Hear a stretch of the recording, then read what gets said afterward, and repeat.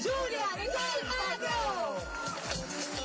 Nel 2010 andò così e andò benissimo soprattutto per la 17enne di Camisano Vicentino che dal trampolino di Jesolo venne lanciata direttamente sul podio di Salsomaggiore, eletta seconda più bella della penisola. In questo 2011 non sarà più l'Emilia Romagna, bensì la Toscana, con Montecatini Terme a ospitare la finalissima di Miss Italia. Non cambia però il set dell'incoronazione di Miss Veneto. Sarà infatti ancora una volta Piazza Aurora a ospitare l'assegnazione dell'unica fascia che dà il diritto di partecipare alle fasi nazionali del prestigioso concorso.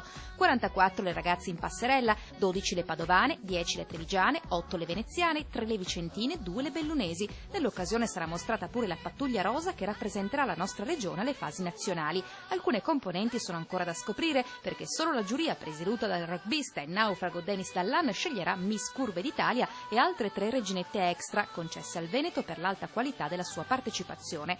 Altre rappresentanti invece sono già state fasciate nelle selezioni minori di quest'anno. Ecco ad esempio le vicentine Marta Frizzo, Miss Cinema, e Alice Bellotto, Miss Vella, le trevigiane Elisa Toffoletto, Miss Eleganza, Vanessa Zanardo, Miss Debora, Mara Dall'Armellina, Miss Sportiva, la padovana Giulia Gambin, Miss Miluna, tutte con un sogno: seguire le orme di Giulia Nicol Magro, 80, 60, 90. Si può abbondare però sull'80. Splendida e autoironica, lei che coi suoi 3 centimetri di troppo sui fianchi sollevò l'Italia contro le Miss anoressiche e che è diventata così il simbolo della bellezza sana.